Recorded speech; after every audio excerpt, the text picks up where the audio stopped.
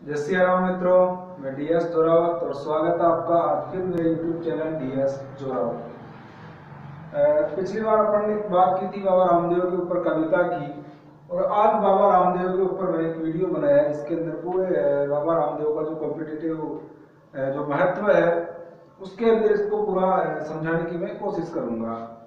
और अभी अपने एक बीएसटीसी का बैच चल रहा है कोचिंग में, और सोमवार से नया बैच स्टार्ट होगा। जिसको भी एडमिशन लेना है थोड़ा पहले आए, क्योंकि कारण ये है कि फिर बाद में जगह बुक हो जाती है, रोज रोज बैच बनते नहीं है। कंडीशन यही रहती है कि सर बैच कब बनेंगे। अब रोज तो बनने से रहे, बैच बनेगा लगभग एक 15-20 दिन की पूरी प्रोसेस होती है। जब बच्चे हो जाते हैं उसके बाद में बैच बनता है। तो चलो ठीक है, आज अपन बात करते हैं बाबा रामदेव की तंवर। सबसे पहली बात, तंवर गोत है इनकी, और ये तंवर वंशीय राजपूत है। तंवर वंशीय राजपूत, बाबा रामदेव जी की गोत है तंवर, और ये राजपूत जाति है इनकी, गोत है इनकी तंवर। बाबा रामदेव की तंवर वंशीय राजपूत थे। सबसे पहले मित्रों इनकी बात करते हैं उपनाम की। तो उपनाम के अंदर सबसे पहले आता है रूणीचारा धनी। रूणीचारा धनी यानी यो कह दो रूणीचाज ओनर या द ओनर ऑफ रूणीचा, रूणीचारा धनी। दूसरा नाम आता है इनका पीरारा पीर।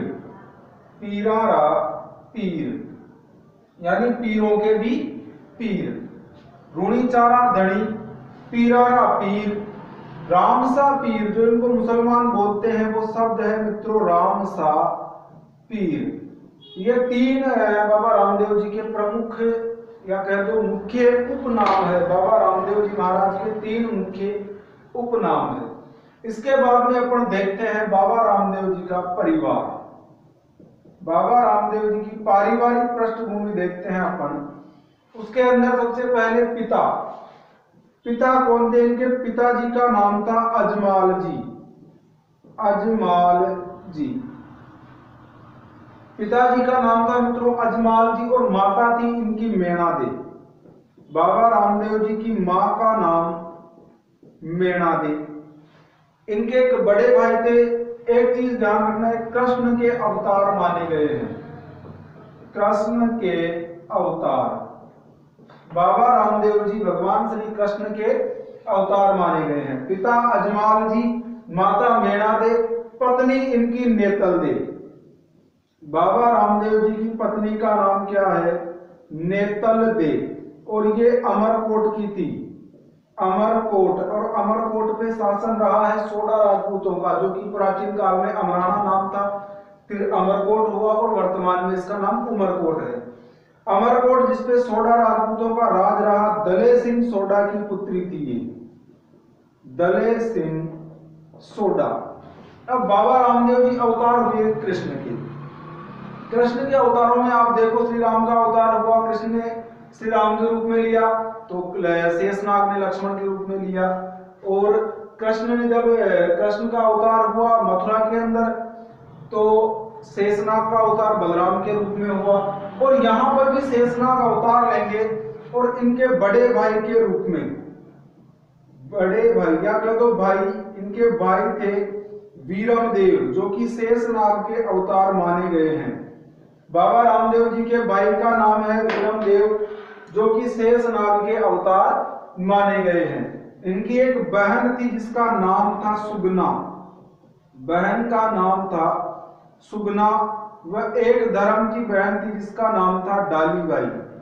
ये इनकी धर्म की बहन थी। सुगना इनकी सगी बहन थी। पारिवारिक बैकग्राउंड में अपन देखें, पिता अजमाल जी, माता मेणा दे, पत्नी नेतल दे, भाई वीरमदेव, बहन सुगना व डाली। और इनके गुरु का नाम था बालीनाथ। गुरु बाबा रामदेव जी के गुरु योगी बालीनाथ। बाबा रामदेव जी के गुरु का नाम योगी बालीनाथ, और इनका मंदिर है मसूरिया पहाड़ी पर। मसूरिया पहाड़ी, और ये वर्तमान में है जोधपुर में। मसूरिया पहाड़ी वर्तमान में राजस्थान में जोधपुर में है। बाबा रामदेव जी की जो यात्रा प्रारंभ होती है भाद्रपद महीने में, उसका शुभारंभ यहीं से होता है। यानी जो भक्त लोग, आप लोग अगर कभी जाओ तो पहले यहाँ जाना, उसके बाद ही रामदेव जी के जाना, वही यात्रा संपूर्ण मानी गई है। तो ये तो हो गया इनका पारिवारिक बैकग्राउंड। अब अपन बात करते हैं इनके जीवन के क्रियाकलापों की। इन्होंने जीवन में प्रमुख प्रमुख कौन कौन सी घटनाएं, कहां से ये थे, कहां में इनका जन्म हुआ, उस बारे में अपन थोड़ा इनके प्रकाश डालते हैं। बाबा रामदेव जी बहुत ही एक राजस्थान के कल्चर के अंदर बहुत ही इंपॉर्टेंट है। बाबा रामदेव, लोक देवता बाबा रामदेव। तो चलिए मित्रों पर बात करते हैं इनके क्रियाकलापों के अंदर। एक गांव था उड़ू कासमेर, वर्तमान में भी है उड़ू कासमेर, और ये पड़ता है मित्रों बाड़मेर जिले में, शिव तहसील बाड़मेर। यहां पर घटना होती है बाबा रामदेव जी का जन्म। बाबा रामदेव जी का जन्म कहां पर हुआ? उड़ू कासमेर गांव बाड़मेर में। कब हुआ? भाद्रपद। कृष्ण के अवतार है, हालांकि कृष्ण मथुरा में कृष्ण पक्ष में अवतार लिया, यहाँ पर शुक्ल पक्ष में लिया। भाद्रपद शुक्ल द्वितीया, और जिसे अपन बोलते हैं बाबेरी बीज। बाबेरी बीज, बीज एक गुजराती शब्द है जिसका अर्थ होता है दूज या द्वितीया। बाबेरी बीज जन्म कहाँ हुआ? उड़ू कासमेर गांव। यहां से इसके जस्ट पास के अंदर एक जगह का नाम है मित्रों सातलमेर। सातलमेर, और इसी सातलमेर का वर्तमान नाम है पोखरण। सातलमेर का वर्तमान नाम है पोखरण, वही जिला लगेगा जैसलमेर। यहां से बाबा रामदेव जी बाल्यावस्था में ही यहीं पर आए, और यहां पर इन्होंने एक तो कार्य किया, भैरव राक्षस का वध। भैरव राक्षस का वध किया। कहां पर किया? पोखरण या कह दो सातलमेर। सातलमेर प्राचीन नाम था, पोखरण इसका वर्तमान नाम। भैरव राक्षस का वध किया। इसी के पास के अंदर एक जगह है पुंगल या कह दो पुंगलगढ़, जो कि बीकानेर में है, वर्तमान बीकानेर में है पुंगल। और यहां पर इन्होंने सुगनाबाई का विवाह किया। सुगनाबाई का विवाह कहां पर किया? पुंगलगढ़ में। सुगनाबाई का विवाह किया और पोखरण दे दिया दहेज में। पोखरण दिया दहेज में। कई कुछ जगह वर्णन ये भी मिलता है कि इन्होंने पोखरण अपनी भतीजी को दिया था, और अधिकतर वर्णन ये मिलता है कि पोखरण सुगनाबाई को दिया। खैर जो भी हो, जिसको भी दिया, दहेज में देने के बाद अब ये तो इनका हो गया। तो बाबा रामदेव यहां से चले, और यहां से जाने के बाद सीधे आ गए रूणीचा। सीधे आ गए कहां पर? रूणीचा, और ये भी पड़ता है जैसलमेर, यानी कह दो नई राजधानी इन्होंने रूणीचा जैसलमेर को बनाया। रूणीचा जैसलमेर ये आए, और यहां पर गांव में जस्ट घुसने से पहले पेड़ के नीचे इनको मिली डालीबाई। डालीबाई जो कि मेघवाल जाति से थी। यहां पर क्या हुआ? यहां पर छुआछूत बहुत ज्यादा थी। रूणीचा के अंदर बहुत ज्यादा छुआछूत हुआ करती थी। डालीबाई इनको मिली, और यहीं पर इन्होंने इसे क्या बनाया? धर्म की बहन। धर्म की बहन बनाया। किसे? डालीबाई मेघवाल को। डालीबाई मेघवाल को धर्म की बहन बनाया। रूणीचा छुआछूत से बहुत ज्यादा ग्रसित था, तो छुआछूत को मिटाने के लिए डालीबाई के साथ मिलकर, ध्यान रखना, डालीबाई के साथ मिलकर इन्होंने एक अभियान चलाया, जम्मा जागरण अभियान।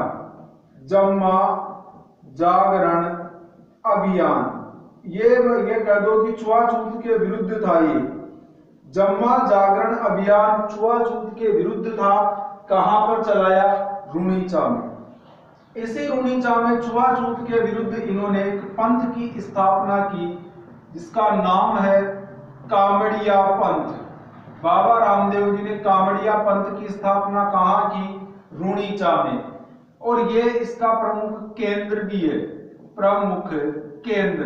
कामड़िया पंथ की स्थापना की रूणीचा के अंदर, उसका प्रमुख केंद्र रूणीचा है। यहीं से अभियान चलाया, जम्मा जागरण अभियान। यहीं पर एक अभियान चलाया, शुद्धि आंदोलन। हिंदू धर्म को शुद्ध करने के लिए इन्होंने एक आंदोलन चलाया, शुद्धि आंदोलन। शुद्धि आंदोलन कहां चलाया? रूणीचा जैसलमेर में। जम्मा जागरण अभियान, शुद्धि आंदोलन। यहीं पर इन्होंने एक पुस्तक लिखी जिसका नाम था 24 बाणियां।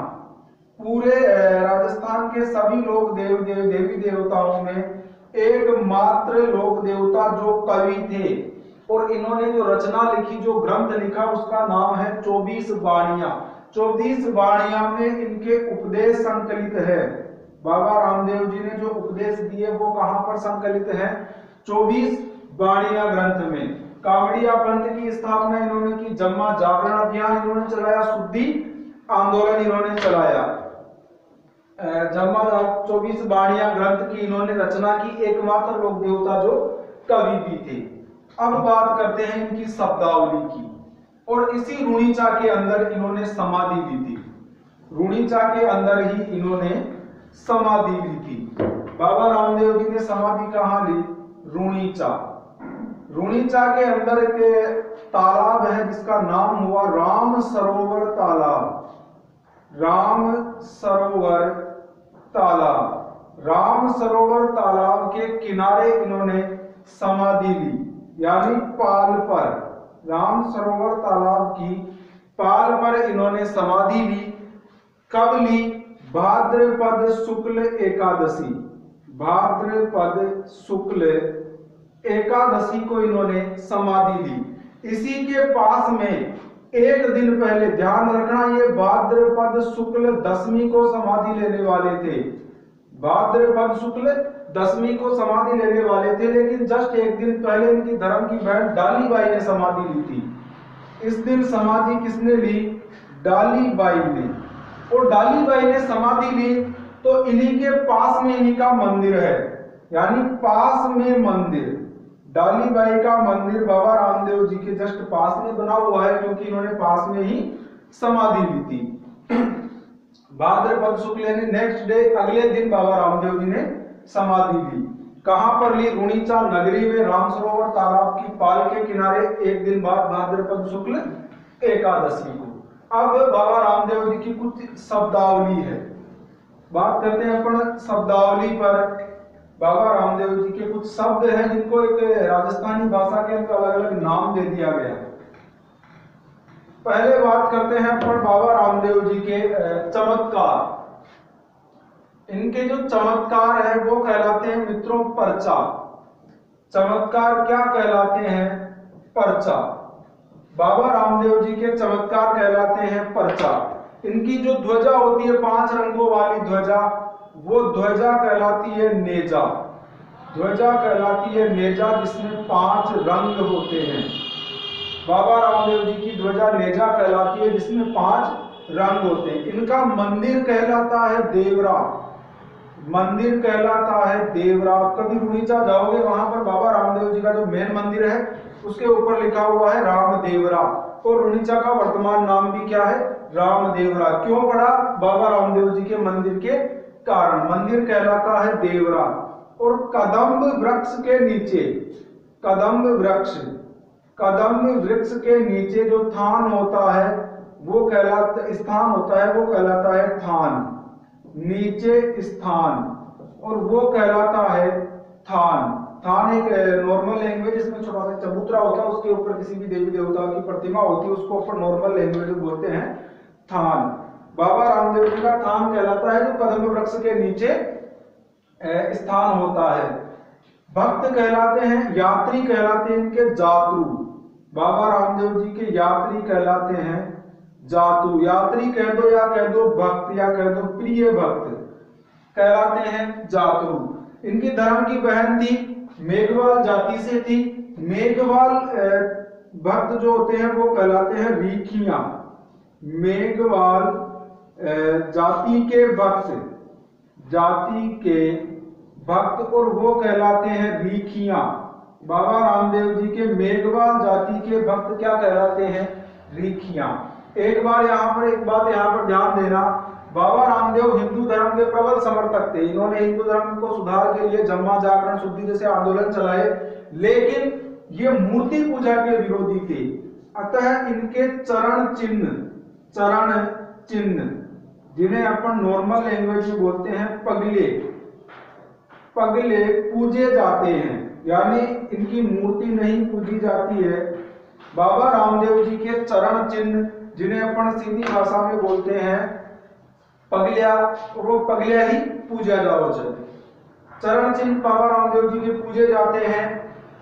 मेघवाल जाति के, ये इनकी प्रमुख एक शब्दावली हो गई। बाबा रामदेव जी की जो फड़ है वो रावण हत्या गीत, इनके गीत कहलाते हैं ब्यावला। बाबा रामदेव जी के जो गीत हैं वो कहलाते हैं ब्यावला। इनकी जो फड़ है वो रावण हत्या वाद्य यंत्र के साथ पढ़ी जाती है। फड़ रावण हत्या एक वाद्य यंत्र होता है, रावण हत्या वाद्य यंत्र के साथ पढ़ी जाती है। बाबा रामदेव जी की जो फड़ है वो बाबा रामदेव जी की फड़ रावण हत्या वाद्य यंत्र के साथ पढ़ी जाती है। ये तो हो गई मित्रों इनकी प्रमुख शब्दावली। अब अपन बात करते हैं बाबा रामदेव जी के राजस्थान में प्रमुख मंदिरों की, क्योंकि ये राजस्थान, मध्य प्रदेश, गुजरात के प्रमुख लोक देवता हैं। तो राजस्थान में इनके जो प्रमुख मंदिर हैं उनकी अपन बात करते हैं। पहला मंदिर आता है मित्रों रामदेवरा, जो कि इनका प्रमुख मंदिर है। रामदेवरा, रामदेवरा, इसी का प्राचीन नाम रुणीचा है और ये है जैसलमेर में, जैसलमेर। बाबा रामदेव जी का प्रमुख मंदिर रामदेवरा, जो कि पूरे भारत में भी सबसे बड़ा मंदिर है, जैसलमेर में है। दूसरा आता है सुरता खेड़ा। दूसरा जो इनका प्रमुख मंदिर आता है वो आता है मित्रों सुरता खेड़ा, सुरता खेड़ा। और एक मंदिर आता है इनका बिराटिया में, एक मंदिर आता है बिराटिया। और ये दोनों ही ध्यान रखना मित्रों, ये दोनों मंदिर पड़ते हैं चित्तौड़गढ़ जिले में। कुछ लोग बिराटिया को, अधिकतर आपको किताबों के अंदर ये जो बिराटिया मंदिर है ये अजमेर डिस्ट्रिक्ट में बताया जाएगा, लेकिन ये मंदिर वर्तमान में चित्तौड़गढ़ जिले में पड़ते हैं। रामदेवरा प्रमुख, बड़ा रामदेवरा कह दो, ये जैसलमेर में है। और छोटा रामदेवरा गुजरात में है, छोटा रामदेवरा, और ये पड़ता है गुजरात राज्य में। छोटा रामदेवरा गुजरात में है। बड़ा जो रामदेवरा, यानी ये कह दो कि भारत के अंदर बाबा रामदेव जी का सबसे बड़ा मंदिर है वो कहां पर है, जैसलमेर में। और छोटा रामदेवरा गुजरात में। एक इनके गुरु का मंदिर है मसूरिया पहाड़ी पर। गुरु का मंदिर कहां पर है, मसूरिया पहाड़ी। और यहीं पर इनका स्वयं का मंदिर भी है, और ये है जोधपुर में। ये इनके बाबा रामदेव जी के प्रमुख मंदिर, जो कि एक ऐतिहासिक महत्व रखते हैं और प्रसिद्ध है राजस्थान में। अब बात करते हैं अंत में बाबा रामदेव जी के मेले की। अंत में बात करते हैं बाबा रामदेव जी का मेला। मेला लगता है मित्रों रामदेवरा में ही। प्रमुख मेला तो रामदेवरा में लगेगा। कंफ्यूज करने के लिए वो पूछ सकता है कि बिराटिया में मेला कब लगता है, तो जहां और दिन लगेगा उसी दिन बिराटिया में भी लगेगा। मेला लगता है, इनका जन्म हुआ था भाद्रपद शुक्ल द्वितीया को। भाद्रपद शुक्ल द्वितीया से मेला चलता है, और ये चलता है, इन्होंने समाधि ली थी भाद्रपद शुक्ल एकादशी को, यानी भाद्रपद शुक्ल द्वितीया यानी बाबेरी बीज से बाबेरी एकादशी तक ये मेला लगता है मित्रों। बाबा रामदेव जी का मेला चलता है। इस मेले की खास बात क्या है, तो इस मेले में प्रमुख आकर्षण का केंद्र, प्रमुख आकर्षण, इस मेले का प्रमुख आकर्षण है एक नृत्य आता है 13 ताली नृत्य। 13 ताली नृत्य ये इस मेले का प्रमुख आकर्षण है। कौन करता है, कामड़ जाति की महिलाएं।